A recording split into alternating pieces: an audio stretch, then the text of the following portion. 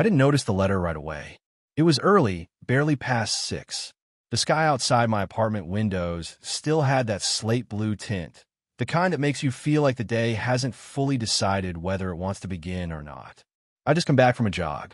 My new routine. Something about forcing my body to move felt like proof I was still existing.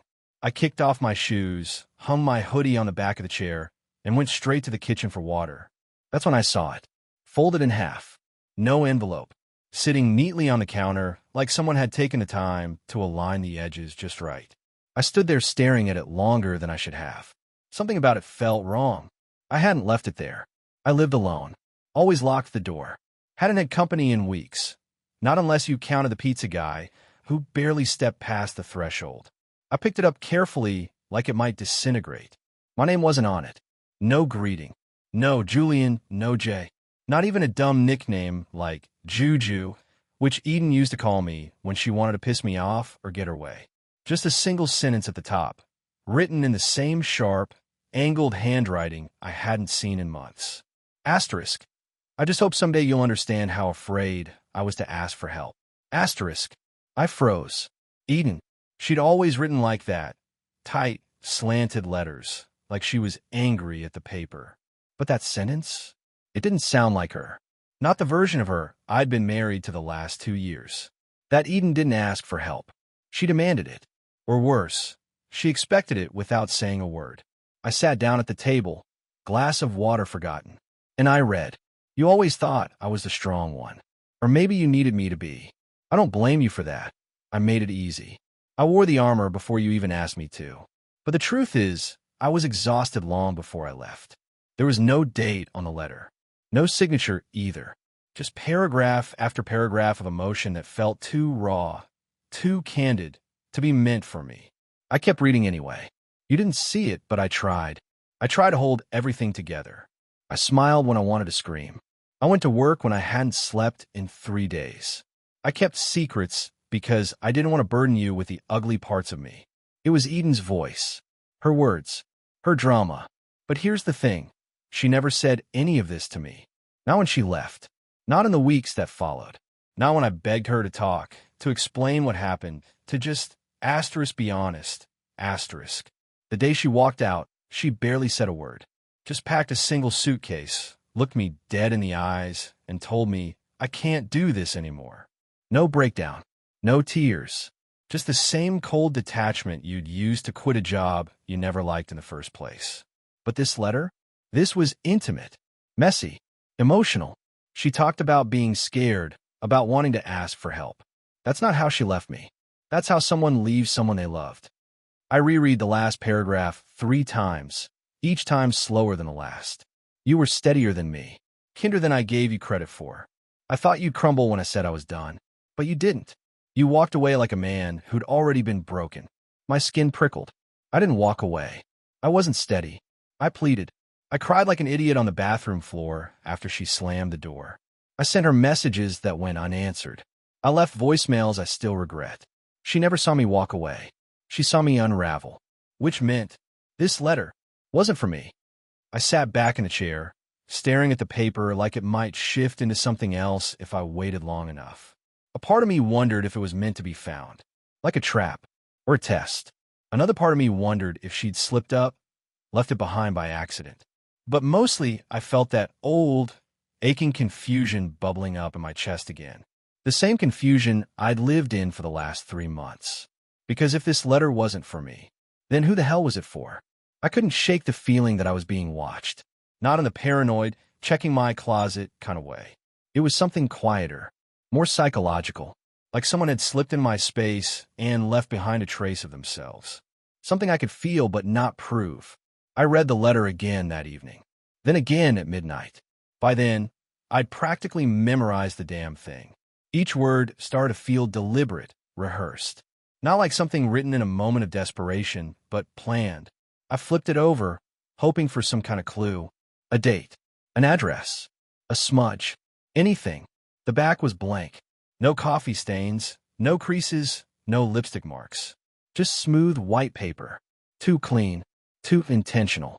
Eden hadn't been in my apartment in almost 12 weeks. That much I knew for certain.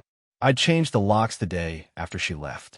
Not because I thought she'd come back, but because I needed the symbolism. So how the hell did her letter get here? Unless I opened my building security app, something I hadn't touched in ages. It connected to the front lobby camera and recorded motion at the door. I scrolled through hours of footage, mostly packages and sleepy tenants fumbling for keys. And then I saw her. Not Eden. Not exactly. She was in the lobby for less than 30 seconds. Wore a gray hoodie pulled up tight over her head, chin down, sunglasses at night like someone trying way too hard to blend in. But I recognized the stance, the subtle inward turn of her shoulders, the way she pressed her hand to her stomach when she stood still. That was Eden's posture, even blurry and backlit. My gut screamed it was her. She didn't enter the elevator. She didn't buzz. She just walked to the mailboxes, stood there for maybe 5 seconds, then left. I stared at the screen, frozen. There were only two explanations. Either Eden still had a copy of my key, or someone else had one. I didn't sleep that night. I kept turning over possibilities in my head. Maybe she'd written the letter to herself. Maybe it was some kind of exercise her therapist gave her. Maybe she was never going to send it at all. Or maybe she meant to give it to someone else and left it with me by mistake. A part of me didn't want to believe that, because if it wasn't for me, that meant she'd moved on already, that she'd poured her soul onto paper and handed it off to another man, a man she could be vulnerable with, a man who hadn't seen her worst and still got her best. That part stung more than I wanted to admit. The next morning, I drove to her old bookstore. Eden used to manage a small secondhand shop on Bellamy Street, a cozy, overstuffed place that always smelled like paper and cloves. She used to call it her sanctuary, especially when our marriage was circling the drain. But when I pulled into the parking lot, something fell off. The front door was locked, curtains drawn. A faded "closed for renovation" sign was taped to the window. Except, Eden never mentioned anything about a renovation. She hated change. That store was her routine, her temple. She'd once argued with the landlord for 2 weeks over repainting the trim. I peeked through a gap in the curtain. The shelves were empty. Boxes lined the floor. Furniture covered in tarps. No renovation. It was abandoned. I got back into my car just as a delivery truck pulled up behind me. A tall man in a uniform hopped out, glanced at the store, and muttered something before heading toward the entrance. "Hey," I called out, lowering my window. "You doing a pickup?" He nodded. "Yeah." Owner said to collect the last of the boxes today. "Owner?" I asked. "Do you mean Eden?" He looked confused. "Nah. Name on the invoice is Mia Ray." My chest tightened. Ray. Her last name. I tried to keep my voice level. "Do you know her?" The man shrugged. "Never met her. Everything's done through email. She just left a message last week saying the store was permanently closed." "Last week?" He nodded. I didn't respond. Just nodded back and rolled up the window. I sat there for a long time, engine idling, heart beating a little faster than it should. Because Eden never had a sister named Mia. Not when we were married. Not when we were talking about having kids. Not even in any of the stories she told me about her childhood. So who the hell is Mia Ray? And why is she erasing everything my ex-wife ever built? That night, I couldn't stop thinking about Mia Ray. The name haunted me like a ghost. I needed to know who she was and why Eden had, or maybe still has, this secret identity. I grabbed my laptop and started digging. Social media, public records, anything I could find that linked Mia Ray to Eden. Nothing. No photos, no posts, no mutual friends. Except one detail caught my eye. A small, obscure obituary buried deep in an online archive. The name, Mia Ray. Date of death, nearly 10 years ago. I stared at the screen, disbelief swirling in my gut. How could the woman handling the bookstore's closure be someone who'd been dead for a decade? I printed the obituary. The photo attached was grainy but unmistakable. A young woman with sharp eyes and a quick smile. Not Eden, but I remembered Eden's habit of mentioning a childhood friend named Mia. Always spoke about her with a kind of reverence, like Mia was the only person who'd ever understood her. Could Mia Ray be more than a friend? The next day, I decided to visit Eden's parents. I hadn't seen them since the divorce started spiraling out of control. Her mother, Ruth, answered the door, older than I remembered, with tired eyes but the same sharp smile. When I asked about Mia Ray, Ruth's face changed. She was Eden's twin sister, Ruth said quietly. But Mia died young, in a car accident. I blinked. A twin? I asked, trying to steady my voice. Ruth nodded, tears brimming. They were inseparable until that day. Eden's never really been the same since. I sank onto the worn couch, the weight of this new truth settling heavy on me. All this time, Eden had lived in the shadow of a sister I never knew existed. A sister she lost, and maybe still carries with her in ways I couldn't understand. Before I left, Ruth handed me a small, faded photo album. I flipped through pictures of two girls, indistinguishable in their likeness. Mia's eyes stared out from every page, bright, alive, forever. And then, at the very back, I found a photo that stopped my breath cold. A man, tall, broad-shouldered, with a face half covered in shadow. The only clue was a silver chain glinting at his neck. Written in faded ink at the bottom, asterisk dad 2008. Asterisk. I looked up. Who is he? I asked. Ruth hesitated. Mia and Eden's father. He disappeared years ago. Before the accident. Before the accident. Before everything shattered. That night, I sat alone with the photo in my hands. The man looked familiar, but I couldn't place him. Something about the way he smiled, like he was hiding a secret. I realized then that Eden's life had been built on buried truths. Ghosts she'd never told me about. And if she'd hidden all this from me, what else was she keeping? Just as I was about to shut the album, my phone buzzed. A message from an unknown number. Asterisk, stop digging. Some things are better left buried. Asterisk. The message hit me like a punch. Asterisk, stop digging. Some things are better left buried. Asterisk. I stared at the screen, heart pounding.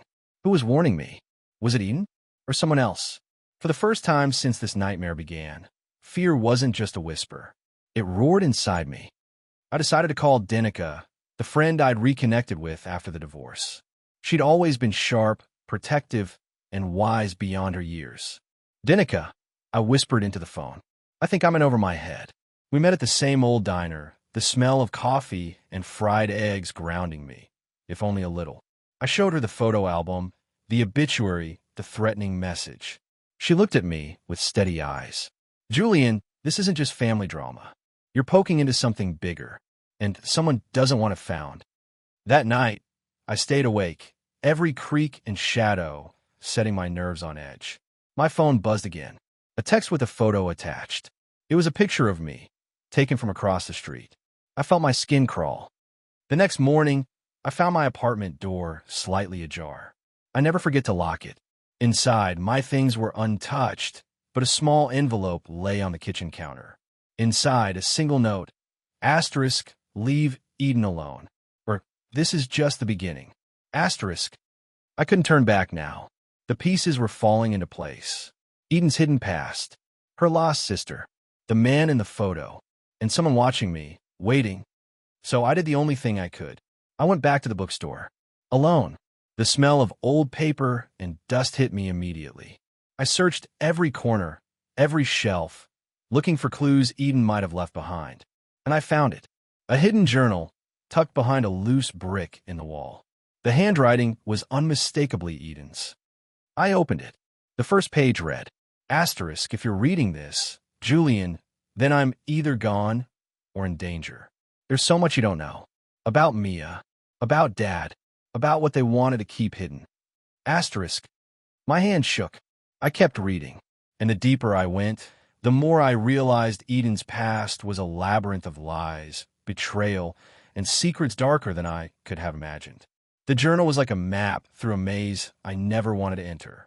Eden's words spilled out her darkest secrets. The accident that killed Mia wasn't an accident at all. It was murder. Her father, the man in the photo, had been involved in something dangerous, something that put the whole family at risk. And Eden had been protecting that secret her entire life. One entry stopped me cold. Asterisk. Dad disappeared because he knew too much. The people he worked for wouldn't stop until he was gone. Mia saw too much. They silenced her. Asterisk. My mind reeled. I wasn't just divorced from Eden. I've been caught in a silent war, I never understood. I called Ruth again, desperate for answers. She confirmed it. Eden had spent years under threats, trying to keep her family safe. She'd hidden behind that cold, distant mask because she was scared. But the scars ran deeper than anyone realized. That night, my phone rang. Unknown number. I answered.